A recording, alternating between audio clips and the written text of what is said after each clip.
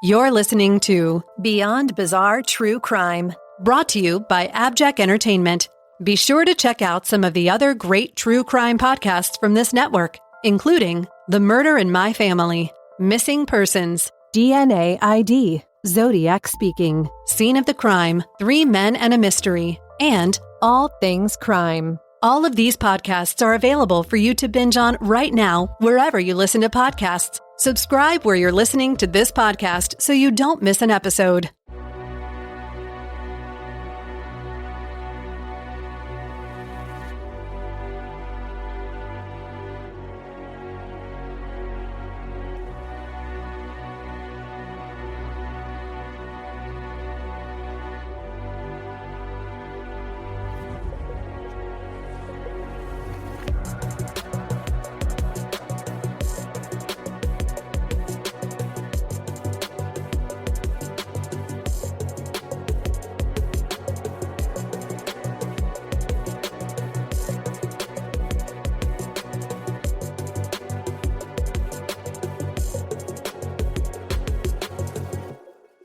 Welcome to another episode of Beyond Bizarre True Crime. I'm Dr. Scott. And I'm Dr. Shiloh. We are the hosts of the forensic psychology and true crime podcast, LA Not So Confidential. Today, we are thrilled to bring you a fascinating case that explores how some very specific mental health disorders can lead to some truly bizarre behaviors. And crimes, of course. Of course. All right, Dr. Scott, what do we have today? In this episode, we will be talking about a case that is truly beyond bizarre. This is the tragic story of Carl Tanzler, also known as Count Carl van Cosel, an X-ray technician and self-proclaimed nobleman. Okay, I'm intrigued. Tell me more. All right, so Carl Tanzler was born in Dresden, Germany in 1877, and while there are some contradictions in his background history, it's reported that he spent much of his time in India, Australia, and the Netherlands before heading to the United States. He married Doris Anna Schaefer in 1922. The couple had 2 children, and after a brief stay in Havana, Cuba, they settled in Florida in 1926. But just as quickly as they had found a new home, Tanzler left his family and found an apartment in the exotic, island-like community of Key West, Florida. Taking an abrupt departure from the banality of his former family life, Tanzler started a seemingly new life for himself, telling others now that he was a European count, as well as claiming to be a former submarine captain and esteemed inventor. Supporting himself in his actual field of education and study, he was hired as a radiologist at the United States Marine Hospital in 1927, where he examined a number of patients diagnosed with tuberculosis. At this point, his full transition into a new identity was complete. He grew an impressive beard that sculpted his face into an aristocratic point and began working under the name Count Carl van Cosel.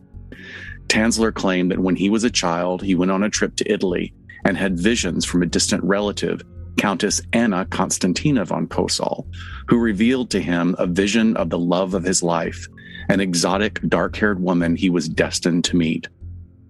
While working in the tuberculosis ward, he met a beautiful 22-year-old Cuban patient named Elena Hoyos and immediately identified her as the woman his visions had predicted, although he was 30 years her senior. Elena lived with her family, as she had been married at age 16 but abandoned by her husband when she suffered a miscarriage. Elena herself was eventually diagnosed with tuberculosis, for which at that time there were no successful treatments. Tanzler became quickly infatuated with her and was determined to keep his soulmate alive and in his life. He essentially started treating her with a number of different elixirs and tonics, and even brought X-ray equipment to her home in order to monitor the disease. It is said that he professed his love for her, but she did not reciprocate the romantic feelings at all. And unfortunately, his efforts and his love were not enough to keep her alive. Elena died from complications of tuberculosis on October 25th, 1931. Tanzler paid for her funeral and for her interment in a stone mausoleum in the local cemetery. He was the only person who had a key to this building. He would visit her every night, and understandably, her family was very uncomfortable with the situation. However, it's not that he stopped visiting Elena. Tanzler had not abandoned his soulmate despite her tragic demise. In the dead of night, he had surreptitiously slipped into the mausoleum and transported her decaying corpse to a makeshift laboratory that's reported to have been in the shape of an airplane. There, in the quiet solitude of a mad scientist's laboratory, Tanzler mummified Elena's body with plaster of Paris, wires, mortician's wax, and glass eyes. For the next several years, Tanzler lived with Elena's corpse in his home.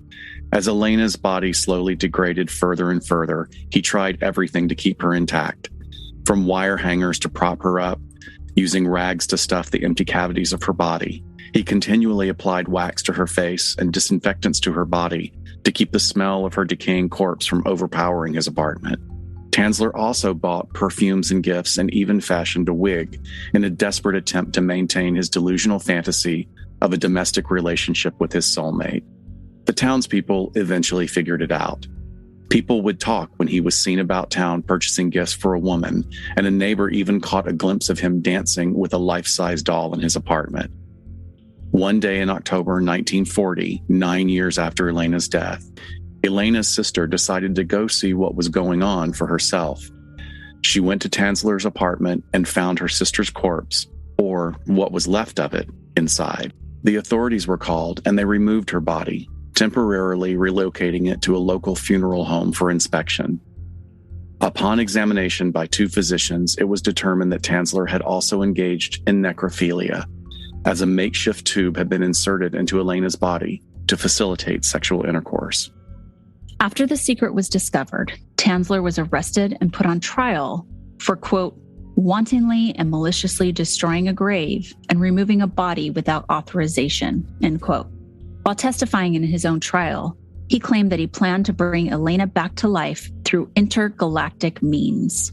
He explained that he wanted to take Elena high into the stratosphere so that radiation from outer space could penetrate Elena's tissues and restore life to her somnolent form. However, Elena's family would not get the justice they desired.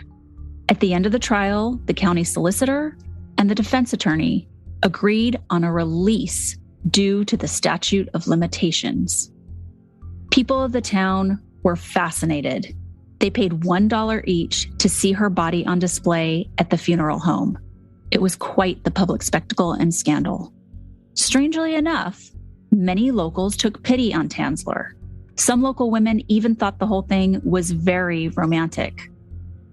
Elena was reinterned, although she was buried in a different, unmarked grave in order to keep anyone, including Tanzler, from causing the family any more grief. At the end of the trial, Tanzler had the gall to ask if he could have her body back, but fortunately his request was denied. He was found dead in his home in 1952, his body having been there for 3 hot weeks before it was discovered. Additionally, a life-size doll reminiscent of Elena was found in his home. It had been crafted from her death mask and made mostly of wax. Tanzler also penned an autobiography called The Secret of Elena's Tomb that appeared in a pulp publication in 1947 called Fantastic Adventures. So let's take a moment, as we usually do in our episodes, and talk about what was likely going on for him psychologically.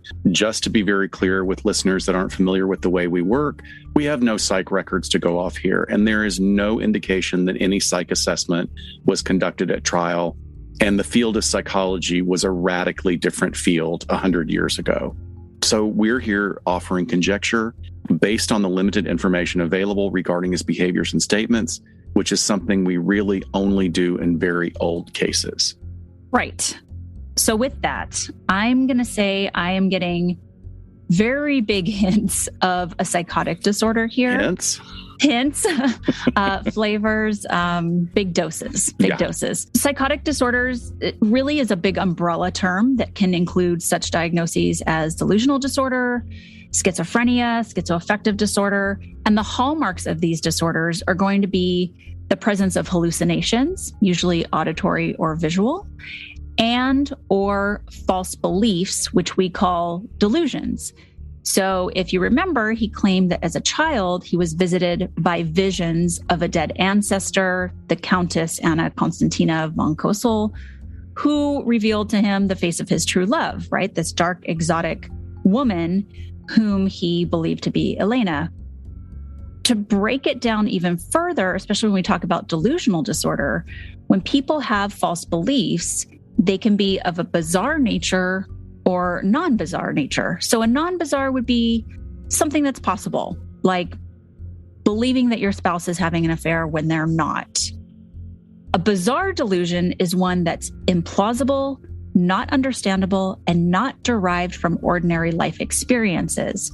So for example, that could be believing that somebody removed your organs, replaced them with someone else's organs, and there's no visual scars there. If we look at Tanzler's case, when we're talking about false beliefs or delusions, he believed that he was under Elena's, quote, ghostly power, and that his actions were not his as he stole her body, but at the will of Elena. There are even some reports that he had a telephone system installed in the mausoleum with one receiver on the inside and one on the outside so that he could talk with her, and that eventually she told him she was ready to go home with him and she was ready to marry him. And that's when he took her body from the mausoleum. You will also recall that he was hoping to bring her back to life, very Bride of Frankenstein, by somehow sending her up into space, even keeping her body in a makeshift aircraft while trying to resuscitate her. When that didn't happen, that's when he then took her home and tried to preserve her body as much as possible. Since we have both the presence of hallucinations and delusions in this case, I'm going to make the leap that he was likely suffering from a disorder associated with the schizophrenia spectrum, which usually includes multiple criteria and components of these psychotic disorders. But I would really like to know more about his history before he came to Florida to make that definitive decision. Right. And again, we're just offering what we can with what we have. But what else is popping out for you in this case, Dr. Scott? Well, I want to definitely piggyback on what you've just said. I completely agree that it's some form of psychotic disorder on the schizophrenic spectrum that includes hallucinations and delusions. And clearly, well, or let's even say this, maybe there was an abrupt psychotic break. He seemed to have functioned somewhat well, at least enough to get married and have 2 kids, but there was also a lot of moving around.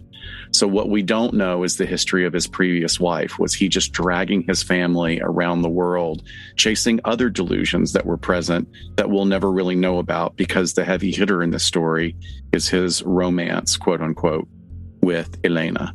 So the thing that comes up for me, the obsession and traumatic grief, which certainly could be a trigger for someone that's already ill. Obsessions are unrelenting and generally unwanted thoughts and ruminations that can cause a great deal of distress in people. The obsessions can come from a variety of areas in a person's life and be triggered by a number of events. Obsessions can cause such deep anguish and despair that the individual experiencing them can go to extreme lengths to attempt to block them and resist them. Unfortunately, obsessions taking many years to develop and emerge are difficult to treat and control, as they can return within a short period of time. Tanzler's obsession epitomizes a form of erotic fixation on his supposed soulmate. This type of fixation is challenging enough, but when it's framed in a paradigm of psychotic delusion, it becomes something else entirely. And while most people can adjust relatively well to the loss of a loved one through death, others, including many children, may have ongoing difficulties that interfere with everyday life. When an individual has an altered baseline of emotional functioning, the grief can be exponentially more significant, aggravating their already impaired functioning that you've laid a baseline for. This is a very complicated case, of course, more complicated by the fact that we have very old records and details here. But I think that it would be fair to say that Tanzler and his behaviors can really be explained by the fact that he was caught in a mental and emotional labyrinth of psychosis, obsession, and perhaps traumatic grief. And he acted out in a twisted desire to be with his beloved forever, hoping to conquer illness and death itself. Thank you so much for everyone tuning in and listening to this episode of Beyond Bizarre True Crime.